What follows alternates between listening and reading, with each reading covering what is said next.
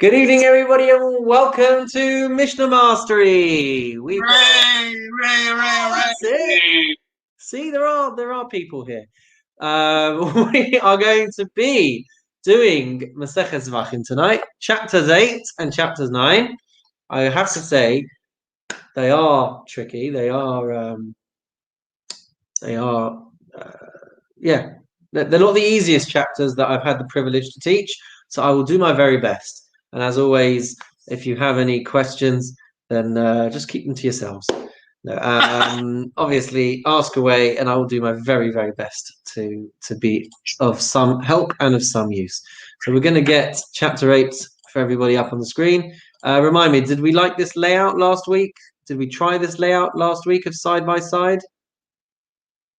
Or do we want it back to normal? Anyone? I think that's good. You think that's okay. It's fine. So, chapter 8, we are going to be talking about what happens when korbanot get mixed together. We have to realize that when you designate a korban, you give it a certain name. It has to be processed in a certain way. But there are various things that could happen to it that could impact on what you're then allowed to do with the korban. So what if it gets mixed up, for example, with things which can't be brought as a korban? What if it gets mixed up with another animal from which it could then be confused, and that animal you can't bring as a korban? What do you have to do with your original korban, which is infused with this sanctity? Take it back to Sainsbury's. Take it back to Sainsbury's. There we go. I'm not sure the Mishnah mentions that, right. But it is going to talk about 5 types of sin offerings, chata'ot, which, even though they may have the sanctity of a chatat, they can't be brought as a chatat. So they may have, at one point, been infused with the kedusha, with the sanctity of a korban chatat, but now they can't be brought. So we're going to see there's going to be 5 things, 5 examples that are included. Number 1 is going to be the child of a korban chatat. If a female chatat was to give birth, then that offspring would have the sanctity of a chatat, but wouldn't be brought as a chatat. What about a chatat that you have exchanged? There's a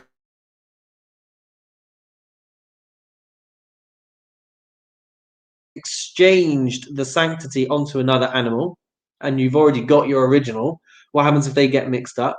What happens if it gets mixed up with what if an animal? What if an owner of an animal of a sacrifice dies after he's designated it as a sacrifice, but before he was able to bring it? So it could well be that since the animal doesn't need to be brought on for the owner, that it has its own status, it's still infused with its sanctity. Or number 4, if it got if you had designated it and then it got lost, and then the owner went and bought a new one, and then you went and found the old one. So that's example number 4. You've now got 2 chatats, or you may have even processed the second one when you found the first one. Number 5 is a chatat which is too old. You generally have the first year of the lifetime to bring the animal. So what if you only get around to bringing it when it's too old? So in all of these cases, we're going to see that these animals would have to be locked up or separated to die of their own accord. They now can't be used as regular animals, and they can't be used as a sacrifice. So let's have a look at this inside. Says the Mishnah, any sacrifice that got mixed with an animal that was being left to die, right? So these examples of a chatat that we were mentioning, they have to be left to die of their own accord.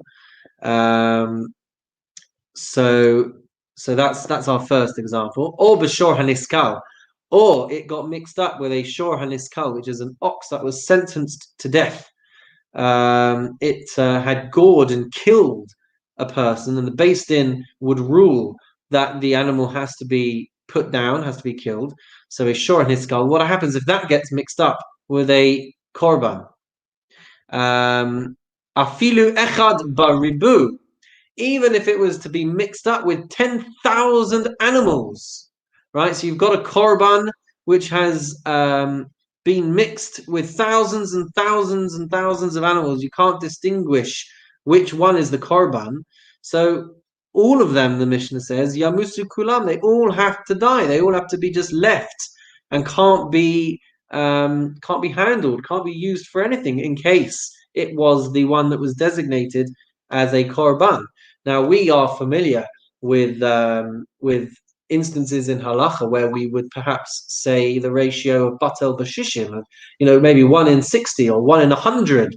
We have examples in halacha of nullification occurring in a ratio of 1.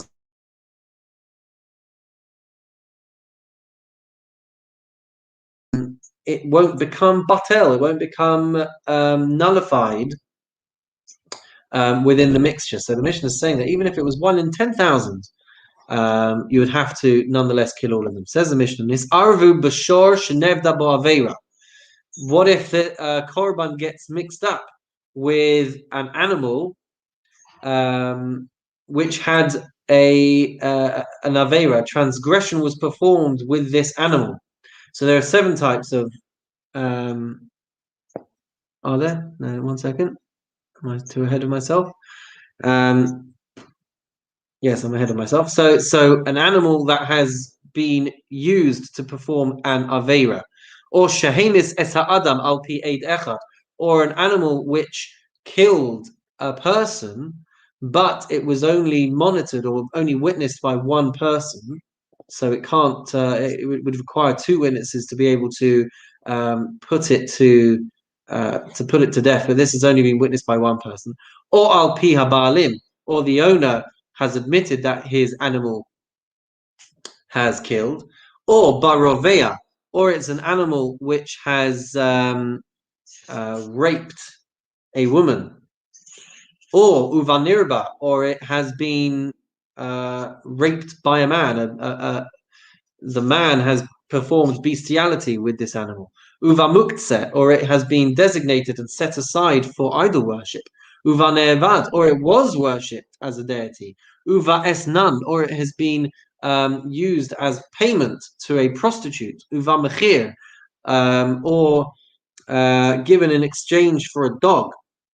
Uva kilayim, or it's an animal that is the offspring of 2 different species. Uva treifa, or it's the offspring of an animal that had a wound, or it has a wound that was life-threatening within the next 12 months. Uva yotze dofen, or it has been born by cesarean section.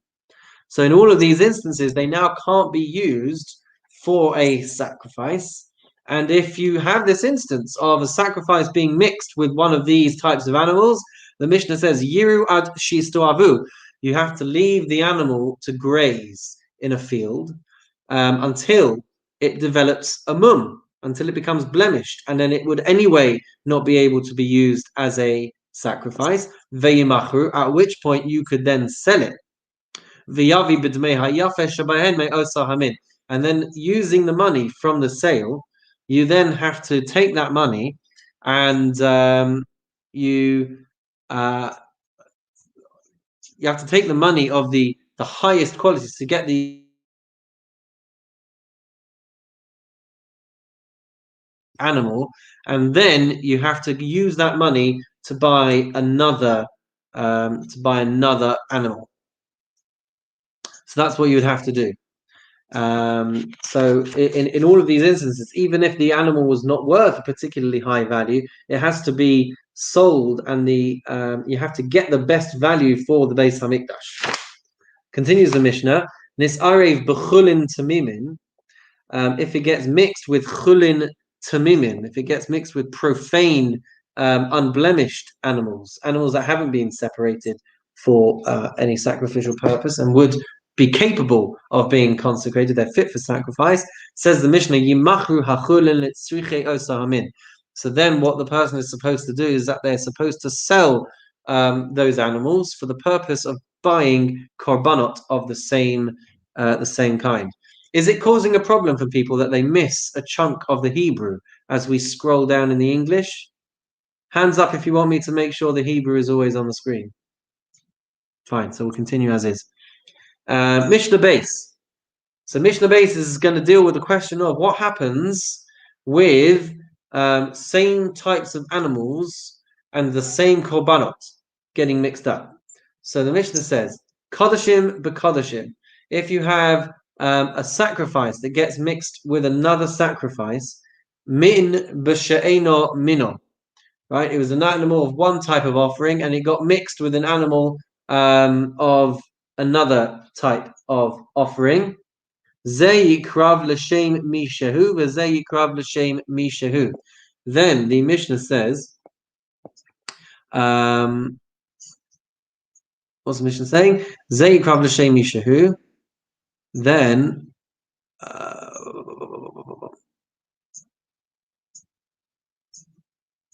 each may be offered. Yes, but one's. Sorry, I've made a mistake. Kodshim b'kodshim min b'mina. So these are two sacrifices with the same designations, and they have been mixed up. So the Mishnah says, Zeh yikrav l'shem mishahu, v'zeh yikrav l'shem mishahu. So the Kohen will process this sacrifice and have in mind that that it should be given l'shem for the sake of the right individual, the right owner. Kodshim b'kodshim min b'she'eno mina. If it's the same type of animal, but they were designated for different types of korbanot, right? So we don't know what type of korban it's supposed to be processed as. Then the Mishnah says yiru ad she'istoavu. So now we have a problem. We can't process it as a valid korban because we don't know what it was supposed to be processed as. So the Mishnah says it has to be left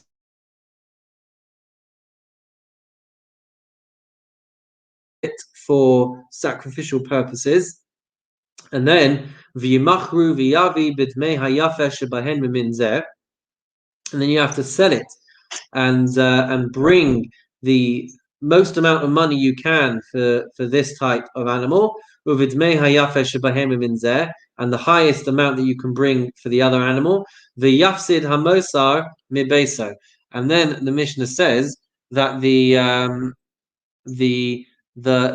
additional money that might be needed has to come from his own back pocket. Do I have that right? He will lose the additional expense of purchasing two high quality animals from his own assets. There we go. If a korban was to get mixed up with a firstborn offering of a maseh or a tithed offering, maseh behema, 1 in 10 animals would be brought as a sacrifice to the Beis Hamikdash. So if it gets mixed up with one of these types of animals, so then there's something that's unique over here, because a Bechor and a Maaseh, they still retain some of their sanctity. So whereas a regular korban that gets a blemish, it could be redeemed, and that money then gets used for sacrificial purposes, but the animal could be profane. The Bechor and the Maaseh Behema, they retain some sanctity and they can't be redeemed in this manner. So if a sacrifice was to get mixed with a Bechor or with a Maaseh, then the Mishnah says, Yiru ad she'istoavu, then you leave it to graze in the field, but then we're not trying to sell it on and get the money for use in the Beis Hamikdash, because we can't do that. So the Mishnah says, you can then go and eat these animals, consume these animals as the status of a firstborn offering or as a tithe offering. You can't sell their meat in the marketplace in a profane way. They're not profane. So the only way is to consume them in a way that you would for a bechor or a maaseh. Says the Mishnah, Hakol yecholin lisarev. Anything could become mixed up to the point of not being able to recognize what it may have been, except for chutz min chatas and min asham, except for a chatas or an asham. Why? Because a chatas is usually female, even though one type is a goat, and an asham is always a ram or a male sheep. So chatas, which is always either a female or it's a goat, could never get mixed up with an asham, because an asham is always a ram or a male sheep. So if these two types of sacrifices were to get mixed up, you had one chatat and one asham, you'd always.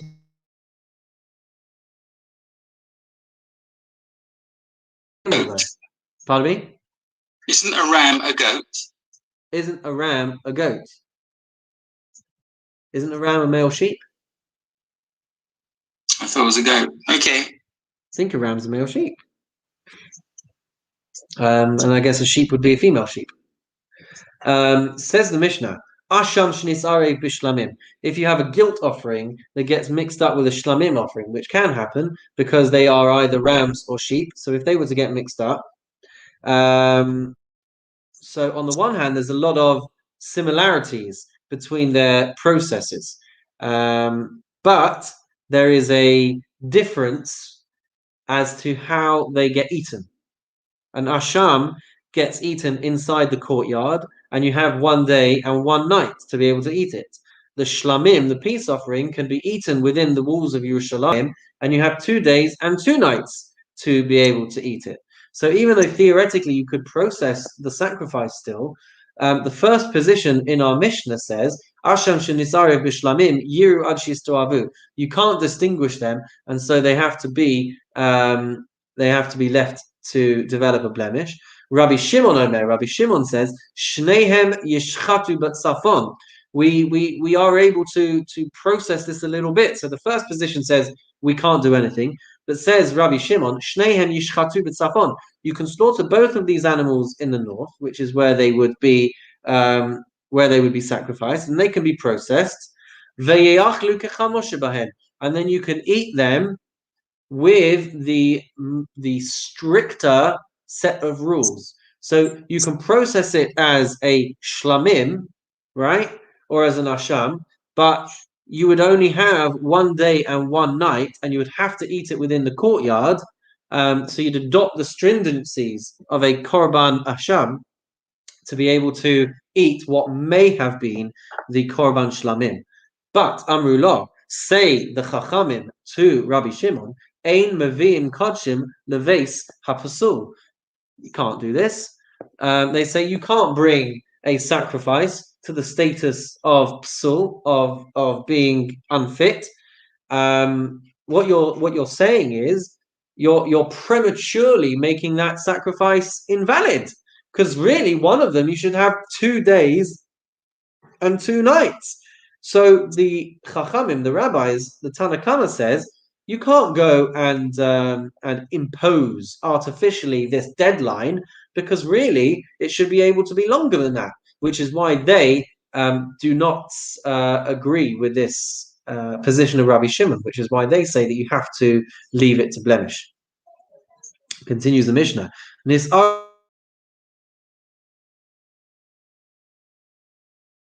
Have been mixed up with other pieces of a korban, whereby kodshe kodshim bekodshim kalim, right? 2 different levels of sanctity. The higher level sanctity, where it can be eaten for 1 day and 1 night, with a lower sanctity where it can be eaten for 2 days and 1 night. So it's the lower level of kodshim kalim. So the Mishnah says, "Hane'echalim liyom echad." If you get an instance where a korban that could be eaten for 1 day gets intermingled, gets mixed with a korban or pieces of a korban that can be eaten for 2 days, then the Mishnah says, so if it has been processed already and it's in pieces already, then at that point the Mishnah would say that you can eat the meat, but with the strictest deadline in place, which we said is not okay if you've got these animals that you need to process. Mishnah Dalet. We know from Maseches Menachos, which we haven't come to yet, but we know from there that you can't put meat on the Mizbeach if it is not supposed to be burnt.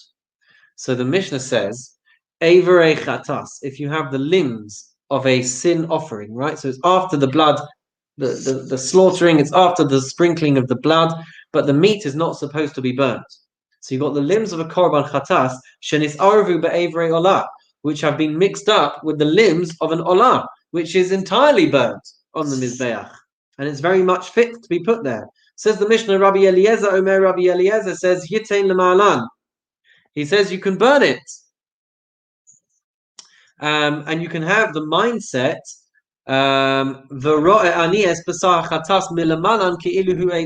you can have in mind that any meat that might be part of a korban chatas is simply there as fuel. And we're not trying to burn the meat for the sake of the sacrifice. We're just saying that that meat is now fuel.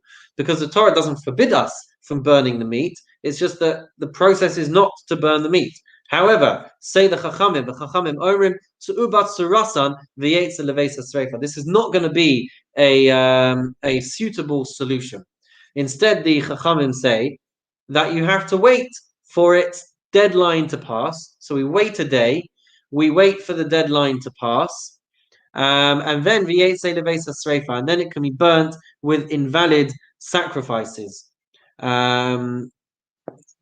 And so that's the position of the Chachamim. Moving on to Mishnah Hay, we're going to see a position now from Rabbi Eliezer that he is far more lenient with what can end up on a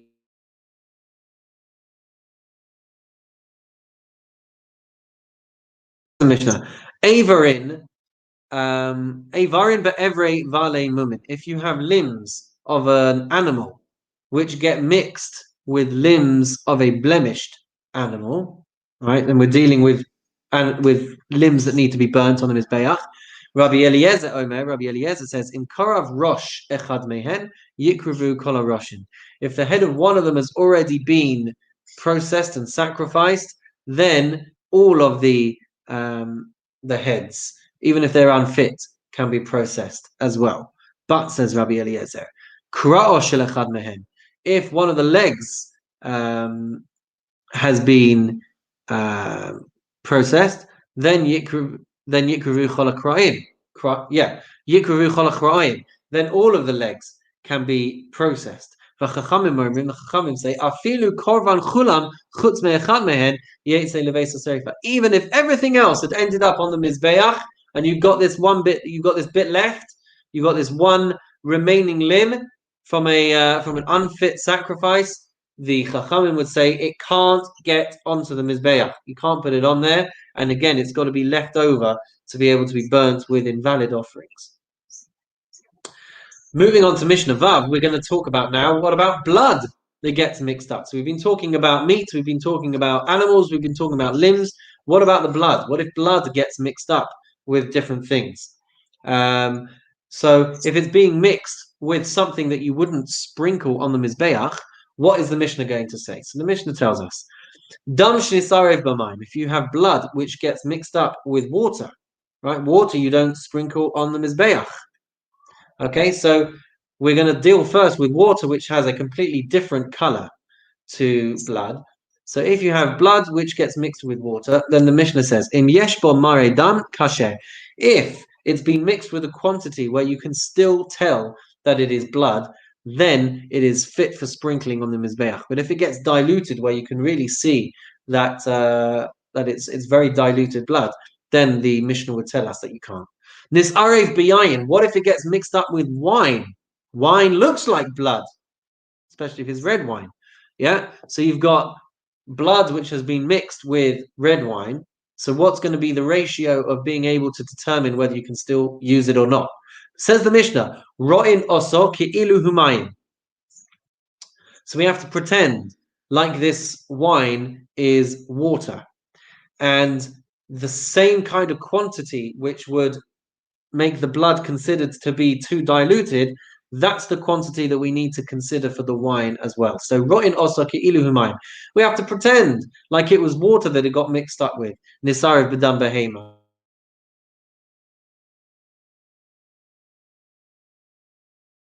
Domesticated animal or the undomesticated animal. And ro'in oso ki'ilu hu mayim. Have I got this right? What does it say there? We view the wine as if it is water. If that amount of water would leave the mixture looking diluted, then you can't use it. Likewise, says the Mishnah, maybe this is why I didn't get right. Nisarev bedam behema. Sorry, okay, brilliant. Yeah. If the blood of our sacrifice gets mixed up with the blood of another animal, which is not sanctified, which is not a korban, or bedam chai, or it gets mixed up with the blood of an undomesticated animal, then the Mishnah says, Roy nosoki ilu amayim. Again, we assess how much it's being mixed up with. If it had been mixed with that amount of water, then it is going to be unfit for use. But if it's an acceptable amount of equivalent water, then it would still be okay. Says Rabbi Yehuda Omer, Ein dam mevatel dam. Blood does not nullify blood. And therefore, however much blood of the unfit sacrifice or the unfit animal gets mixed with our sacrifice, you're still going to be able to bring it, according to Rabbi Yehuda. Moving on to Mishnah Zion. We are more stringent for blood of a disqualified, unfit sacrifice. And the reason for that is we're concerned that the person may do this continuously. So the Mishnah says, Nisarev bedam psulin, if it was to get mixed up with blood of unfit offerings, then yishafech la'ama. Then we just have to pour the whole lot down the drain, because we're too concerned that they're going to try this on again.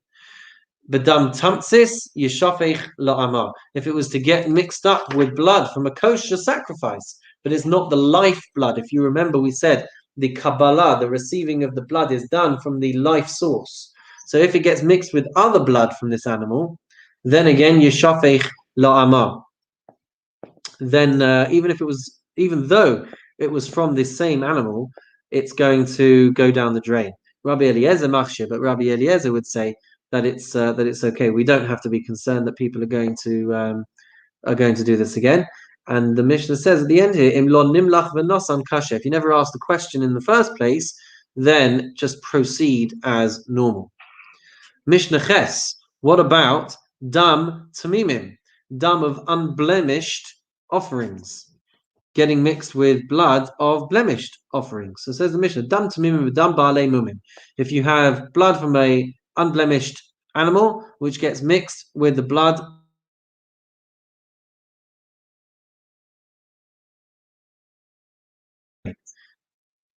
kos bechosos, if you have a cup of blood of a blemished offering which gets mixed with a cup of blood of a fit offering, says the Mishnah, Rabbi Eliezer Omer, Rabbi Eliezer says, Im karav kos echad, if you have brought one of these cups already, then yikruvu kol hakosos, then you can bring the rest of them already. This is similar to the concept that we saw a few Mishnahs ago.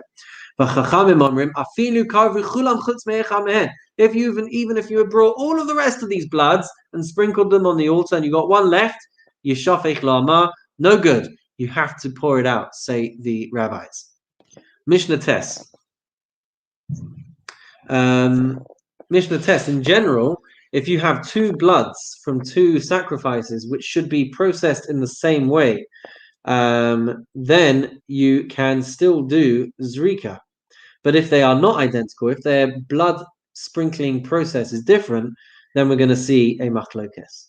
So hanitanin lamata, if you have a korban where the blood gets sprinkled on the lower part of the mizbeach, shenis arvu benitanin lamala, which gets mixed with blood of a sacrifice that needs to be sprinkled on the upper part of the mizbeach, Rabbi Eliezer Omer, Rabbi Eliezer says we adopt the stricter part.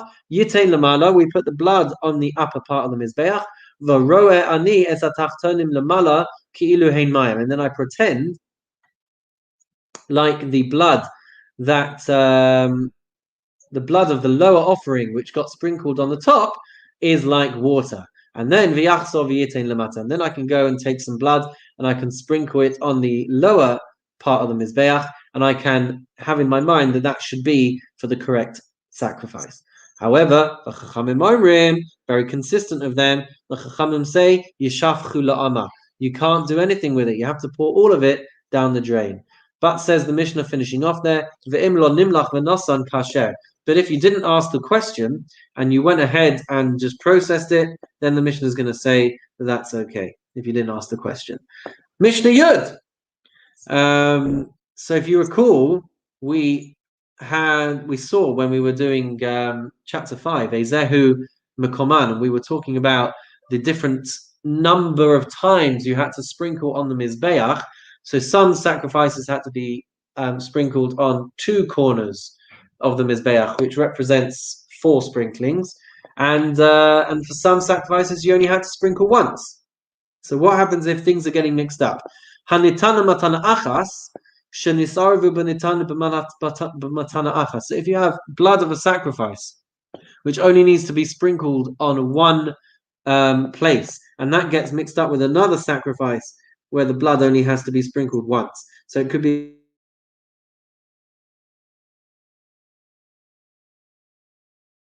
you can still go ahead and sprinkle that one sprinkling. Matan arba, but matan arba. If you have a sacrifice which requires 4 sprinklings, and we said it's not really 4, it's 2 corners, which represent 4. So if they get mixed up amongst them, their own kind, yinasnu b'matan arba, then you can go ahead and sprinkle it in the 4 corners. Matan arba b'matan achas. If you have the blood that requires 4 sprinklings that gets mixed with the blood that requires 1 sprinkling, Rabbi Eliezer Omer Yinasnu b'matan arba. Rabbi Eliezer says we take the strict opinion, we take the strict approach, and we sprinkle on all 4 corners. Rabbi Hoshua Omer Yinasnu b'matana echas. Rabbi Hoshua says you go and you sprinkle just on one of the corners, and that's because we said that you don't have to sprinkle on all 4 corners. By the very minimum, you will have achieved by sprinkling on one. So it's better to passively not do something than by not sprinkling on the other side than it would be to sprinkle too many. So now we're going to have a conversation between Rabbi Eliezer and Rabbi Hoshua. Says Rabbi Eliezer to Rabbi Hoshua, "V'harei hu over al bal tigra." But you, my friend, are violating the commandment of diminishing our mitzvot. We have a mitzvah of sprinkling on the 4 corners, and you are diminishing that. You are, so to speak, removing one of the mitzvot. Amalo Rabbi Yoshua, but Rabbi Yoshua said back to Rabbi Eliezer, you're adding on a mitzvah because you're saying that you have to sprinkle too many times. Amalo Rabbi Eliezer. Rabbi Eliezer says back to Rabbi Yoshua, Lo ne'ma bal tosif ela kashehu ba'atzmo. It would only be a violation of adding on to the mitzvahs if you are if it's within its own entity, right? So if you had the correct blood and then you decided to just add on sprinklings, then yeah, it would be bal tosif. But it's not bal tosif in this instance. And Amalo Rabbi Yeshua says to him, Lo ne'ema bal tigra ela kashu ba'atzmo. And you can only violate the concept of diminishing mitzvot if it was within its own thing. V'od amar Rabbi Yoshua. Furthermore, Rabbi Yoshua says, "Kena shasata avarta al bal tosif v'asisa ma'aseh b'yadecha."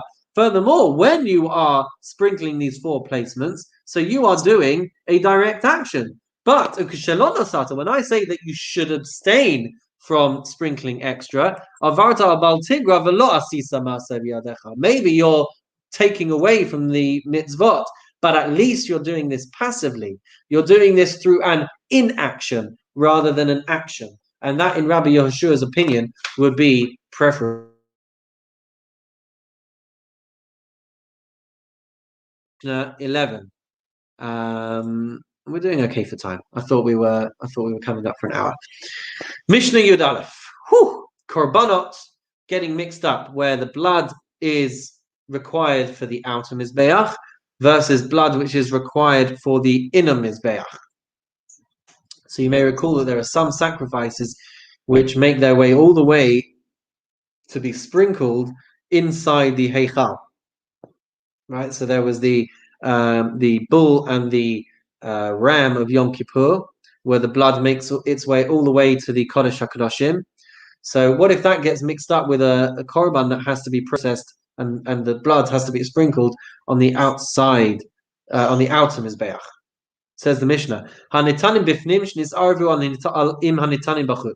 a korban which requires sprinkling on the inside gets mixed with a korban which has its blood sprinkled on the outer mizbeach, yishafchu lo amar, then it gets poured down the drain. Nasan bachutz, V'chazar v'nasan bifnim.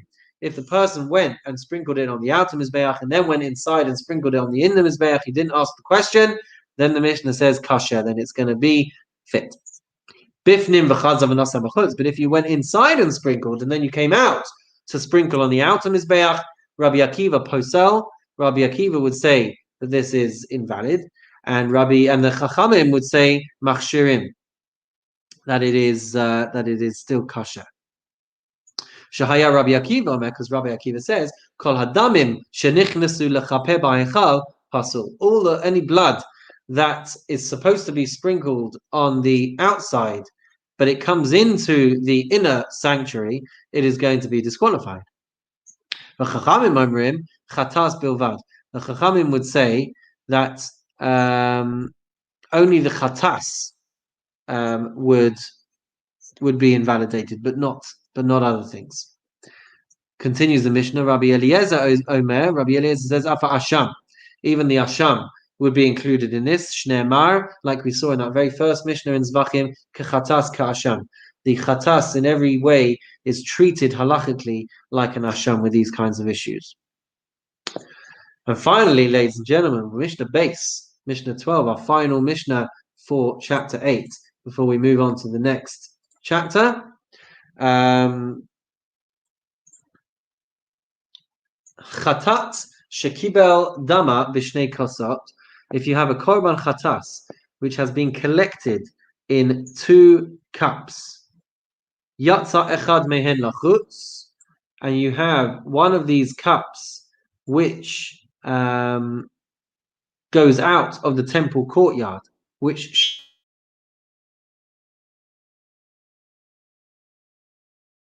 and hapnimi kasher. But says the Mishnah, the one that remains inside the courtyard is still fit for purpose. So even if you take it to the wrong place, it doesn't invalidate the other cup. Says the Mishnah though, nichnas echad mehen lifnim. If you take one of these cups into the inner sanctuary, which would disqualify it, Rabbi Yossi Aglili machshir b'chitzon. Rabbi Yossi Aglili would say that the cup that remains outside in the courtyard is still fit for use. The Chachamim poslim, but the Chachamim would say that you've disqualified the second cup. Once anything is taken inside, it makes the whole sacrifice pasul. Rabbi Yossi Aglili. Rabbi Yossi Aglili is going to explain his logic.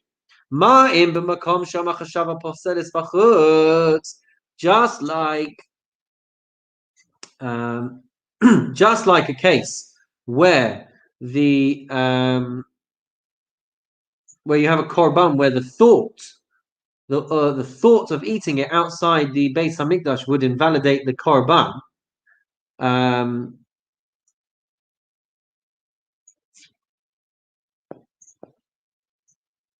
Then lo asa es hamasho'a kayotze. Then he would say that with regards to a sacrifice where having the wrong intention, where you intend to eat it outside of the or you intend to take the blood outside of the azara, outside of the courtyard, it's going to disqualify it. But yet, if you were to take out one of these cups, it's not going to have an impact on the blood that stays in the courtyard. Okay, so do we understand what I've just said? Because I'm not sure I do. Okay, if you had the intention to take blood outside of the azara, it would disqualify the korban. Okay, and so we say that if a person actually did take one of these cups outside of the azara, the cup inside would still remain fine. So now Rabbi Yossi Aglili would say, "Makom she'ena machshava poseles bifnim." If I had the intention of sprinkling blood inside, I wouldn't disqualify the korban. So then is it not logical to say that if I was to take this blood, one of these cups, into the heichal, it shouldn't now disqualify the cup that stayed in the azara, in the courtyard, because that's the logic. So nichnas lechaper, if you brought the blood, where are we? Let's try and find the English over here. Is it not logical? Okay, there. Very good. It's quite difficult to follow this while I'm talking. Okay. So, nichnas lechaper. if the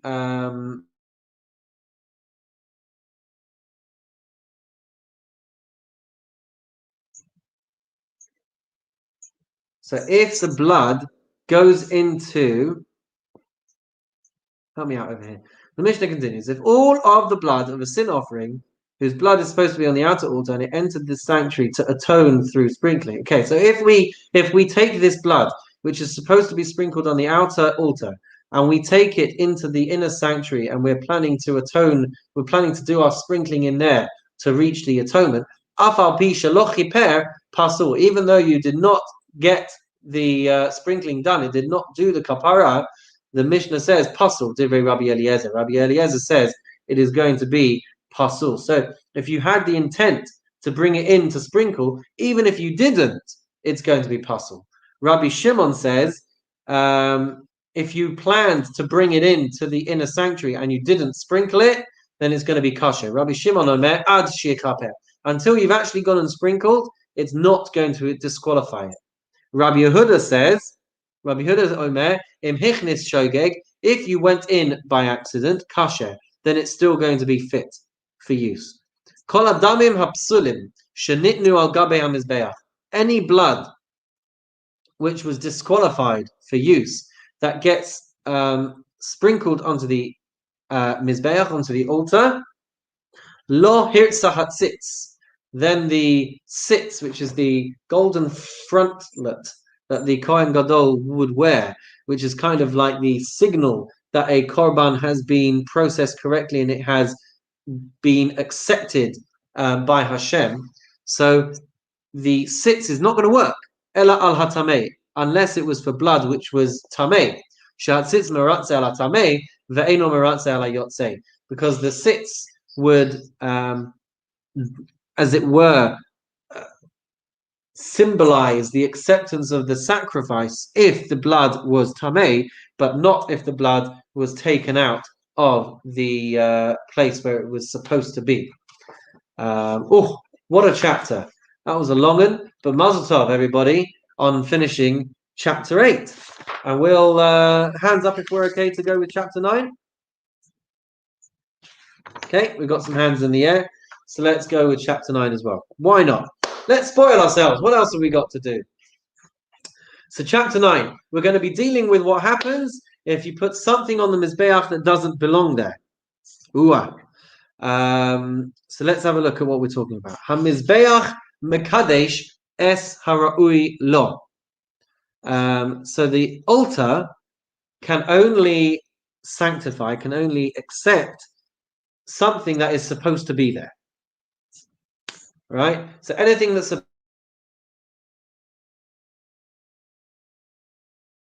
absorbed, so to speak, by the mizbeach. Rabbi Yehoshua omer kol hara'ui la'ishim. Rabbi Yehoshua qualifies this further and says that anything that is suited, that is fit to be burnt up, consumed by the fire of the altar. So the Mishnah says, Im Allah, if it has gone up, something that is suitable for the mizbeach has gone up, then lo yered. It now cannot be taken off the mizbeach. Shneimar hi ha'olah al mokdah al mizbeach, as the verse says, it is the burnt offering on the pyre, on the altar, on the fire of the altar. Ma'olah shehi re'uya la'ishim im alsa lo tered. Just like with the korban olah, that once it's up there, we now can't remove it. Af kol davar shehu ra'ui la'ishim, anything that is fit to be consumed by the fire, once it's up, it can't come down. Im Allah lo yered. So that disagrees with the principle of what goes up must come down. Not so for the mizbeach. Once it's up there, it cannot be removed. Ramban Gamliel says, Kol hara'ui la mizbeach, anything that is fit to go up onto the mizbeach, which would have wider ramifications, not just parts of the animal and things like that, but things like wine and blood. So once these things go up, imala lo yered. Once they go up, they can't be taken down. Shneimar, hi ha'olah al muqda al mizbeach, because the verse says it is the burnt offering on the fire of the altar. Ma'olah shehi ra'uya al mizbeach imal salosere. Just like a korban olah, once it's up, it can't be taken down. Av kol davar shehu ra'uya al mizbeach. So to anything that is fit and acceptable to be up on the mizbeach, im Allah lo yered. Once it's up, it can't be taken down. Ein bein divrei Rabban Gamliel le divrei Rabbi Yehoshua. There's no difference between the words or the opinion of Rabban Gamliel and Rabbi Yehoshua, ela hadam v'anasachim, except for blood and libations, the wine, where you wouldn't put these on the fire, but you would take these on the altar. So Rabban Gamliel omer lo yerdu. Rabban Gamliel says if they were fit for the altar, they can't be taken down. But Rabbi Yehoshua omer yeridu. But Rabbi Yehoshua says it's only about the things which are fit for the fire, and so they can be taken down.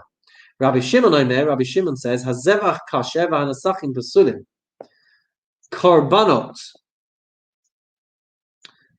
which were fit, and nasachim which are pasul, or hanasachim kasherim, or the like.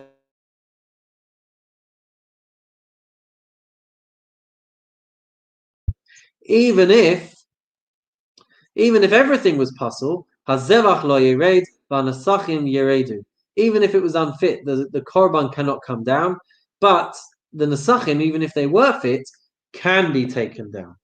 So that is Mishnah Aleph. Mishnah Base. Ve'elu im alu lo yeredu. These are the things we're going to see, that if they go up on the altar, they cannot come down. So the Mishnah says, halal, if a sacrifice, if an animal is left overnight and then it's taken up, it cannot be taken down, even though it's not supposed to be taken up. Vahatameh, a korban which has become tameh, if it goes up on the mizbeach, it can't be taken down. Vahayotze, if it was taken outside of the azara, outside of the courtyard, can't be taken down.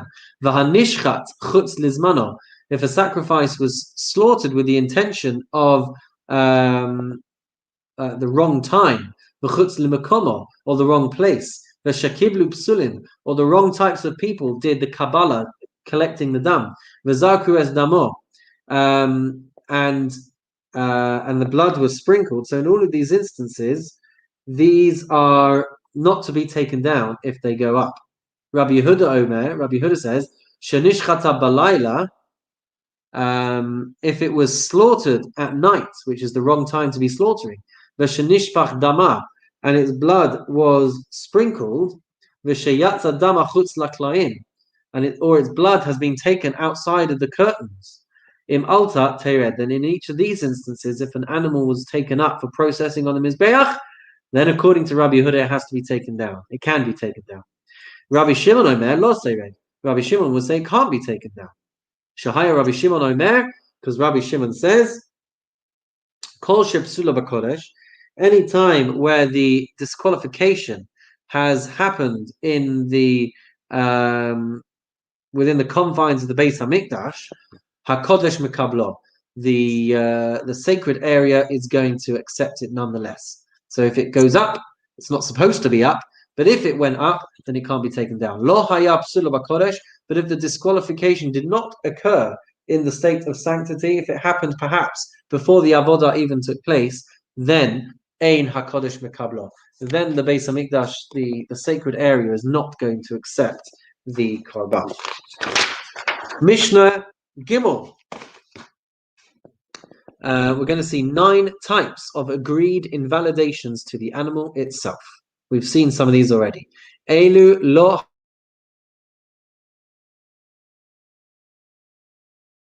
considered to be animals that their disqualification happened before it reached a point of sanctity, before they were processing it in the Beis Hamikdash. So we said just now at the end that if the disqualification had occurred before the korban was trying to be processed, then the mikdash, then the sacred area is not going to accept it. So what are the examples of disqualifications occurring before the point of sanctity? So we've seen these already. Haroveya, an animal that was raped, that was, I don't know what the word is, sodomized. Vahanirba, or an animal that that raped a person. Vahamukta, or it was designated for worship. Vahanevad, or it was worshipped. Vahaesnan, or it was given as payment for a prostitute. Vahamachir, or it was given as the price of a dog. Vahakilayim, or it is the offspring of two different species. Vahatrefa, or it's an animal with a defect that's going to kill it within a year. Vahayotze dofen, or it was born by cesarean section. Uvale mumin, or it's an animal with a blemish. These are all types of things that happened before the animal was processed, and so if they go up, they have to be taken down. However, Rabbi Akiva disagrees on this 10th one, on this last one. Rabbi Akiva machshir b'balei mumin. Rabbi Akiva would say that if it was a blemished animal, then it could still be kosher, could still be processed on the mizbeach. Rabbi Chanina skana kohanim omer. This is amazing. Rabbi Chanina, it all is, but this is cool. Rabbi Chanina skana kohanim. Rabbi Chanina, the deputy for the kohanim, said,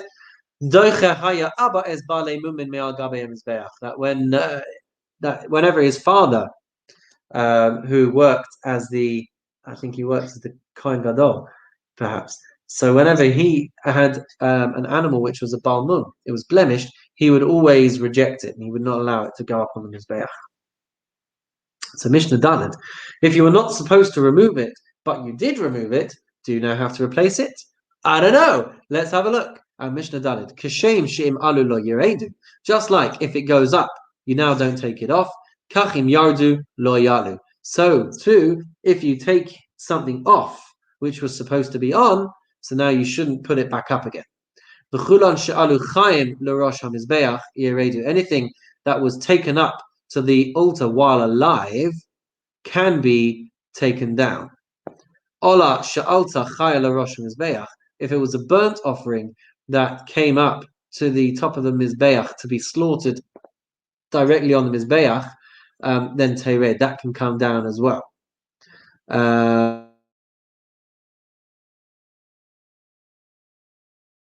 Yafshit v'nateach bimkoma.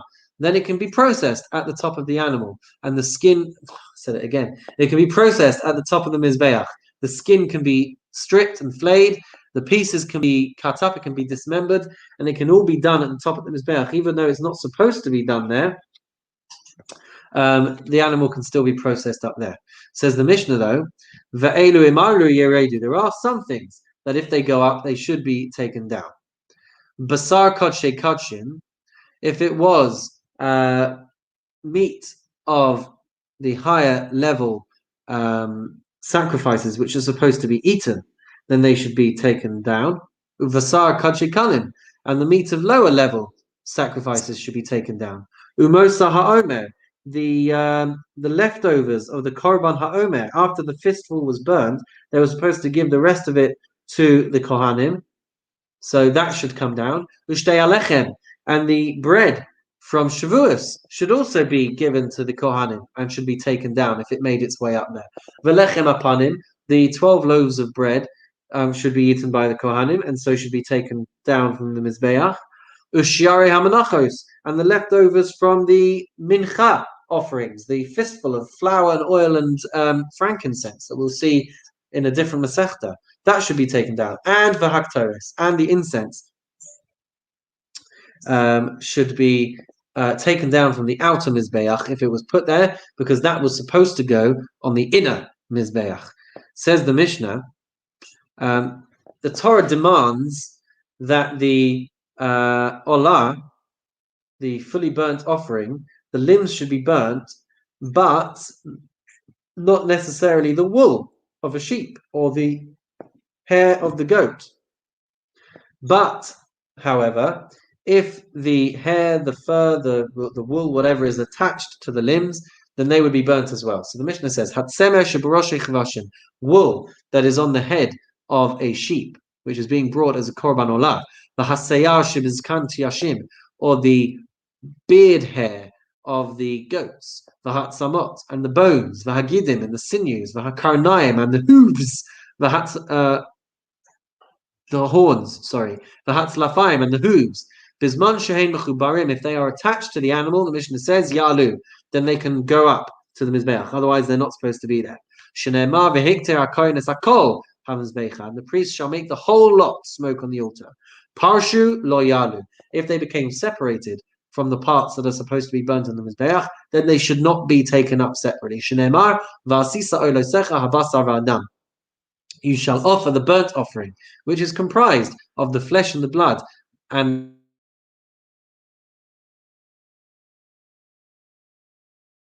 can't now take these things up. Says the Mishnah Vav, if after the flesh was burnt, you have things that fall off the mizbeach, are you supposed to put them back on if they were not supposed to be burnt in the first place? And if it was something which was supposed to be burnt, what happens if that falls off? So v'chulam, everything shepaku me'al gabe hamizbeach lo yachazir. All of the things that were not supposed to be up there, if they fell off the mizbeach, then they don't have to be returned. V'chein gacheles shepaka me'al gabe hamizbeach. So too, if a coal or an ember falls off from the altar, the kohen does not have to put it back. Evarim shepaku me'al gabe hamizbeach. So if a limb falls off from the mizbeach, from the fire, then it depends what time it is. Kodem lechatzos yachazer. If it's before midnight, then you have to put it back on. Sorry, not only that. Kodem lechatzos yachazer. If it's before midnight, it gets returned. Umoalin bahen. And if anybody was to use it, misappropriate it before midnight, then you could violate the prohibition of me'ilah, of misappropriating temple items, because it's still within its valid burning time frame. La'achar chatzos, if it's after chatzos, which is already the turning point in the night where it can start to be considered to have been left beyond its deadline, then lo yachazir, it doesn't need to be returned. Even though it can sit there the whole night burning, if it's after midnight, the offending item does not need to be returned to the fire. But ve'ein ma'alin bahem. But a person will not violate me'ilah. They're not allowed to use it. But if they did use it, then they're not going to violate me'ilah, misappropriating temple items. And so, ladies and gentlemen, we come to Mishnah Zion, our final Mishnah for this evening. So it's not just the fire from which you can't take it down. It's even if you start to ascend the ramp. So kashem sham is beach mekadesh asara'uilo, just like in the same way that the altar is going to mekadesh, it's going to sanctify, it's going to lock into place that which is fit to be brought up on the mizbeach. Kach hakeves mekadesh, just being on the ramp is going to put this into effect. Kashem sham is beach va'kevesh mekadshin asara'uilahen, just like the altar and the ramp are going to activate the effect of that which is supposed to be put onto the mizbeach. Kachakelim mikadshin. So too the vessels are going to sanctify these items, and it's going to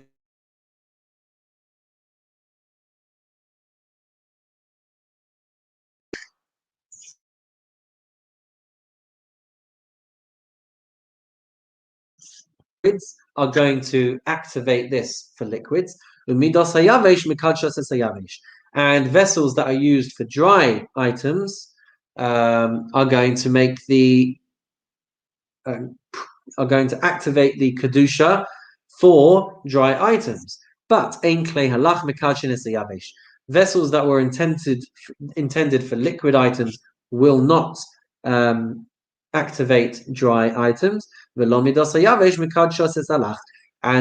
vessels that are to be used for dry items are not going to activate liquid items. Klei hakodesh shenikvu, if a holy vessel in active service became perforated, if it's still able to be used, then it's going to activate the kedusha. It's going to activate these things. Vim lav, If you were to put something in there and it's just going to fall out because of this hole, then ein mekadshin. Then it's not going to affect the sanctity. The chulan ein mekadshin ela b'kodesh. But with all of these things, it can only work to sanctify items if they are within the confines of the temple. If you were putting these liquids or these dry items into these vessels, but you are outside the confines of the temple of the Azara, then these are not going to activate the sanctity of the items in question. Ladies and gentlemen, Mazel Tov on completing chapter 9, and that's all for this evening. I hope that the internet connection has held out, because it seems to have been a little dodgy at my end. But I wish you all a wonderful evening, and we look forward to seeing you again very soon here on Mishnah Mastery. Take care.